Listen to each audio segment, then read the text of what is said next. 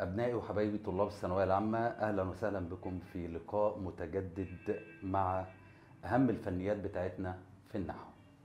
النهاردة هنتكلم في موضوع مهم جدا وفنية مهمة جدا، اللي هي إزاي أفرق ما بين واو العطف وواو الحال وواو المعية.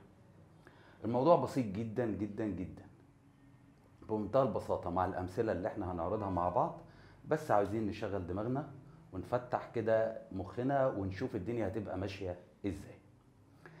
خلينا متفقين اولا ان واو العطف لازم تيجي بين اسمين، ولازم اللي بعد الواو بيتفق مع اللي قبل الواو في حدوث الفعل.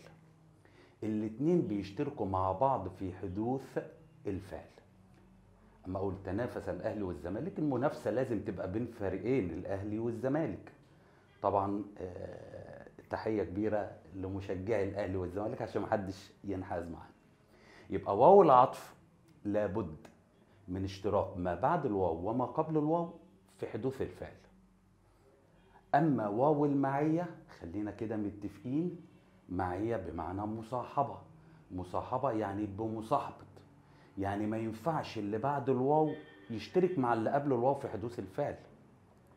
يعني لما اقول ذكر الطالب وكتاب، هو ينفع الكتاب يتذاكر مع الطالب؟ يعني الطالب يقعد مع الكتاب ويقعدوا يذاكروا مع بعض؟ ينفع اقول اذاكر وضوء المصباح؟ ينفع المصباح يقعد يذاكر معايا احنا الاتنين مع بعض نشترك مع بعض في المذاكرة؟ لا. يبقى المقدمة دي مهمة جدا عشان نشوف الامثلة بتاعتنا. يبقى متفقين ان واو العطف اللي بعد الواو لازم يتفق مع ما قبل الواو في حدوث الفعل. اما واو المعية ما بعد الواو لا يشترك مع ما قبل الواو في حدوث الفعل. طب نشوف مع بعض. اما اقول اقبل الطالب والصباح، هو ينفع الطالب يجي والصباح جاي معاه؟ هل الصباح اشترك مع الطالب في الاقبال، في القدوم، في المجيء؟ لا. يبقى خلاص متفقين ان الواو دي واو ايه؟ معية. طيب اما اقول طلع الفجر والصباح، ينفع الصبح يطلع مع الفجر. الفجر ممكن يكون متأخر شوية، ومع طلوع الفجر يطلع الصبح. فالصباح والفجر الاتنين اشتركوا في الطلوع مع بعض.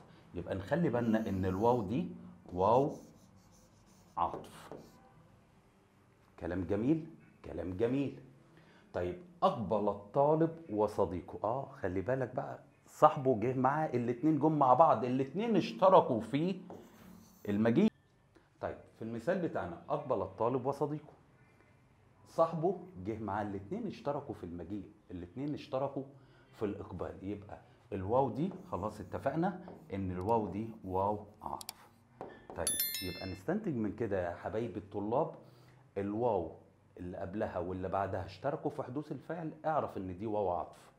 الواو اللي قبلها واللي بعدها ما اشتركوش في حدوث الفعل، اعرف ان دي واو معية. ندخل في بعد الواو جملة.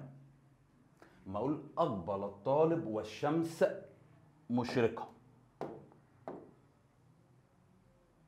فعل، واو، وجملة اسمية. على طول اعرف ان الواو دي واو الحال. يبقى اميز، يبقى انا عندي واو المعية وعندي واو العطف وعندي واو الحال. يبقى لازم حضرتك وحضرتك تفرقي فعل مع واو مع جملة اسمية مبتدأ وخبر. اعرف ان الجملة الاسمية دي في محل نصب حال.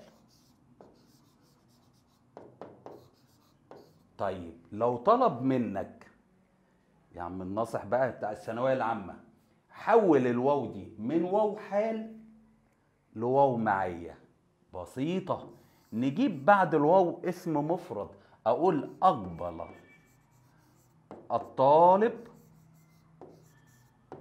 ونبدل وشروق الشمس. اصبحت الواو دي واو معي. منتهى البساطة والسهولة. يبقى خلي بالك من الملحوظة المهمة هنا جدا جدا جدا. اما تلاقي فعل واو في نص الجملة، بعد الواو جملة اسمية، اعرف ان الواو دي حال. تحول من واو حال لواو معية، لازم بعد الواو يكون اسم مفرد. كلام واضح؟ كلام واضح وجميل. تعالى نبص مع بعض في، خلي بالك من التركات دي بقى معايا، وركزوا معايا في الكلام الجميل ده بقى.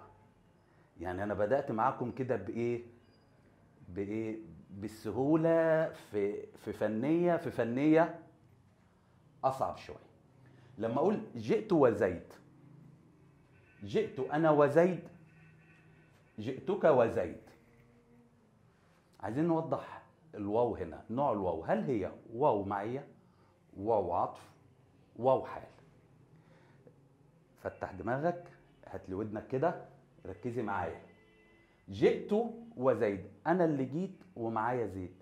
طيب بديهي احنا الاتنين جينا مع بعض، صح؟ هتقولي صح يا مستر، ما احنا الاتنين اشتركنا في المجيء. هتقولي على طول الواو دي واو عطف، لان انا زيد واللي معايا اشتركنا في المجيء. خلي بالك من الملحوظة المهمة جدا جدا جدا.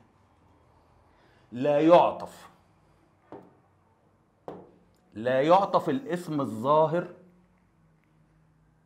على ضمير الرفع المتصل. اعيد تاني، لا يعطف الاسم الظاهر، وما دام قلت لا يعطف يبقى بديهي الواو دي مش واو عطف. كلام جميل، احنا ماشيين بسلاسة وبوضوح. لا يعطف الاسم الظاهر على ضمير الرفع المتصل، يبقى خلاص اتفقنا ان الواو دي مش واو عطف. ليه؟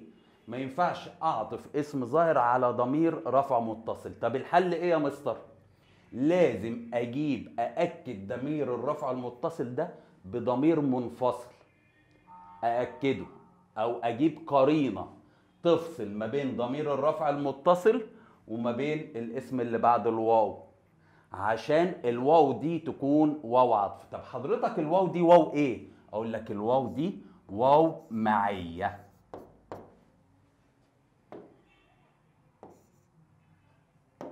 كلام جميل، اتفقنا.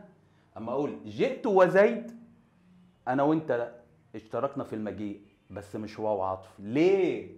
عشان الاسم الظاهر لا يعطف على ضمير الرفع المتصل، لا يعطف. طب نعمل ايه؟ لازم نجيب ضمير منفصل يفصل ما بين ضمير الرفع المتصل والاسم اللي بعد الواو، او بمعنى تاني لازم ااكد ضمير الرفع المتصل بضمير منفصل. وده يخلينا نيجي للجملة اللي بعدها، جئت انا وزيد.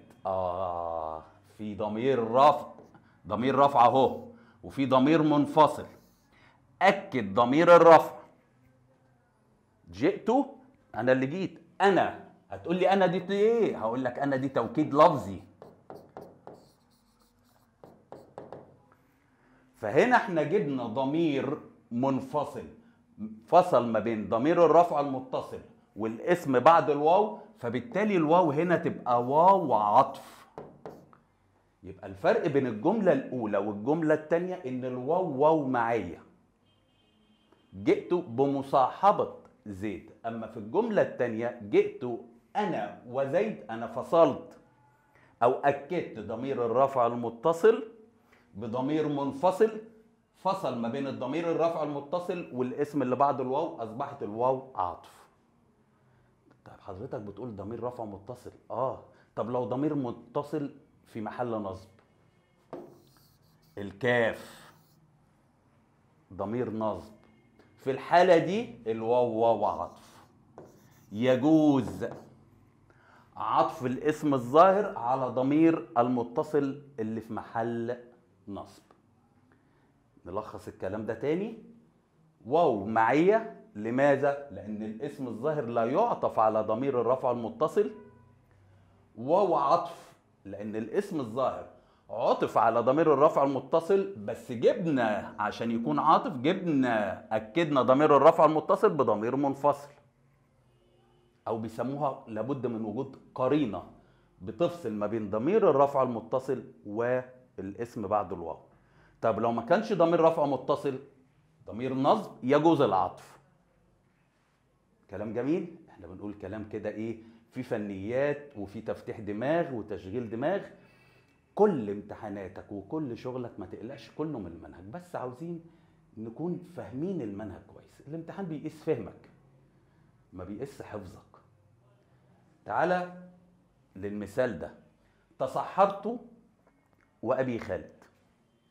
تصحرت وأبا خالد. مين معايا مركز؟ عندي التاء ضمير رفع، وعندي واو، وعندي اسم بعد الواو. هل يعطف الاسم على ضمير الرفع المتصل؟ لسه قايلينها فوق لا يعطف. كلام جميل. يبقى الواو دي واو ايه؟ واو معية. حلو الكلام. نفس المثال تصحرت وأبا خالد، اسم على ضمير رفع متصل، يبقى الواو دي واو معية. امال ايه اللعب؟ اللعب في اللي بعدها. أبي خالد أبا خالد.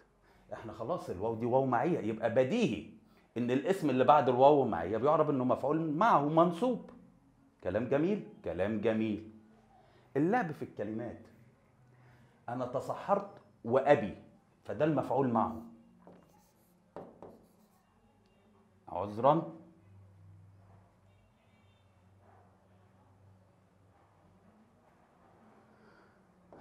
نشطه كده، وده المفعول معه. بس ماله؟ منصوب بالفتحة المقدرة لاتصاله بياء المتكلم. وخالد هنا بدل. انا اتسحرت مع ابويا اللي اسمه خالد. خدتوا بالكم من لعب الكلمات واللعب بالالفاظ؟ تصحرت وابي خالد. ابي يعني كاني بقول تصحرت وابي، خلاص. ابي مين؟ ابي خالد، اسمه خالد، فخالد هنا بدل اللي هو البدل المطابق. انما لو جينا هنا انا تصحرت مع ابو خالد، فالهنا وهنا في انفصال. تصحرت وابي. ابوك مين؟ ابوك خالد. هنا تصحرت مع ابو خالد، فهنا مفعول معهم منصوب بالالف لانه من الاسماء الخمسه، وخالد مضاف اليه.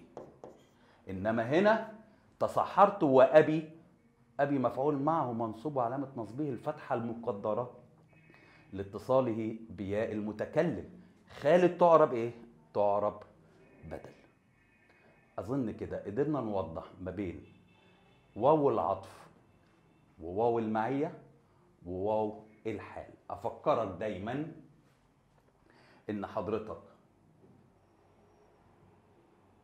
لما تلاقي فعل وعندك واو وعندك جملة، اعرف ان الجملة دي حال. اما تلاقي فعل وعندك واو في نص الكلام وبعدين اسم مفرد، اعرف ان الواو دي واو معية، عذرا، واو معية، وده مفعول معه. انما الواو هنا وجاي بعدها جملة، اعرف ان دي واو الحالية. تعالوا حبايبي بقى نشوف بعض الفنيات في الوحدة الثالثة الخاصة بالمبتدأ والخبر، وبعض الامور الجديده عليكم في الوحده دي اللي هي الدروس اللي انتوا عمركم ما درستوها قبل كده، اللي هي حالات تقديم الخبر على المبتدا وجوبا وجوازا. في فنيات مهمه جدا، تعالوا ناخد بالنا منها. احنا عارفين من الحالات اللي بيجب فيها تقديم الخبر على المبتدا ان لو الخبر شبه جمله والمبتدا نكره، في الحاله دي لازم اقدم الخبر على المبتدا وجوبا. إلا لو كان المبتدأ معرفة يبقى تقديم الخبر على المبتدأ جوازا. كلام سليم واحنا واخدينه وعارفينه. يعني لما أقول في الفصل طالب، فهي اصل الجمله طالب في الفصل، فطالب مبتدا والخبر شبه جمله في الفصل، وطالب نكره. في الحاله دي انا لازم اقدم الخبر على المبتدا، فده مبتدا مؤخر وده شبه الجمله خبر مقدم. يبقى هنا هقول ده خبر مقدم وده مبتدا مؤخر وجوبا. طب ايه الكلام؟ خلي بالك ان في الحالة دي في بعض الاستثناءات. لو المبتدأ نكرة والخبر شبه جملة وجه المبتدأ وصفة، يعني جه بعده صفة أصبح موصوف، أو المبتدأ بتاعي النكر ده أضيف إلى اسم نكرة يعني أصبح مضاف، أو أضيف إلى معرفة، في الحالة دي اتحول من الوجوب للجواز. فعلشان كده بقول لك من الحالات اللي بيجوز فيها تقديم الخبر على المبتدأ إذا وصف المبتدأ النكرة. ورقة وقلم وسجل الملاحظات والتركات والفنيات المهمة جدا. يعني أنا لما بقول في الفصل طالب شبه جملة في محل رفع خبر مقدم وطالب مبتدأ مؤخر، كلام جميل. طب لو قلت في الفصل طالب متفوق، اتحول التقديم من الوجوب إلى الجواز. يبقى خلي بالك الثلاث حالات اللي جايين دول يجوز فيهم تقديم الخبر على المبتدأ. عيد تاني، ورقة وقلم وسجل. إذا كان المبتدأ نكرة والخبر شبه جملة يبقى واجب إن أنا أقدم الخبر الشبه جملة على المبتدأ النكرة. طيب لو جه النكرة ده اللي هو المبتدأ المؤخر وجوبا وصفة، يعني أصبح موصوف وجه بعده صفة، أصبح التقديم والتأخير جوازا وليس وجوبا. فبالتالي بقول في الفصل طالب متفوق، هنلاحظ ان كلمة طالب اللي هي كانت في المثال الاول مؤخرة وجوبا اصبحت مؤخرة جوازا. ليه جوازا يا مستر؟ عشان وصفت بكلمة متفوق. واذا اضيفت الى اسم نكرة او اضيفت الى اسم معرفة، اقول طالب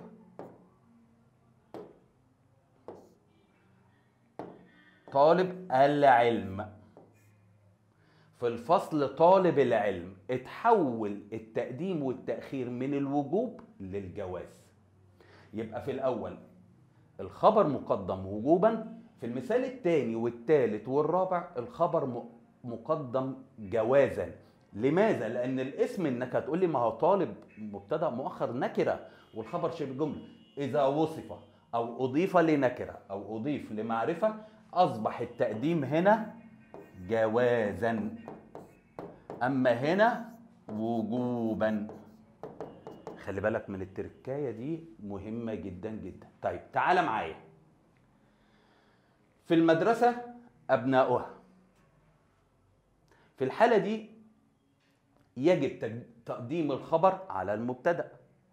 قلنا ليه؟ إذا اتصل بالمبتدأ ضمير بيعود على الخبر بتاعي.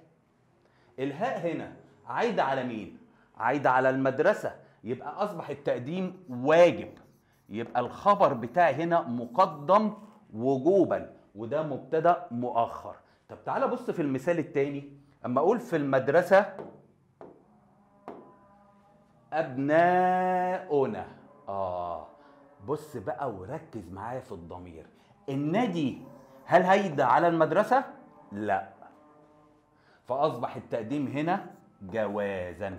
يبقى خلي بالك من الملحوظة الهامة دي جدا. احنا قلنا من ضمن الحالات اللي بيجب فيها تقديم الخبر على المبتدأ إذا اتصل بالمبتدأ ضمير بيعود على الخبر بتاعي. الهاء عايدة على المدرسة فالتقديم هنا واجب. طب لو بصينا في المثال الثاني أبناؤنا، النا هنا عايدة على مين؟ مش عايدة على المدرسة. في حالة عدم عودة الضمير، يعني الضمير ما بيقعدش على الخبر، يصبح التقديم جائز. اتمنى تكون المعلومه وصلت، واتمنى ان انا اكون قدرت افيدكم بعض الشيء. كل المنى بالتوفيق ليكم جميعا، والسلام ختام.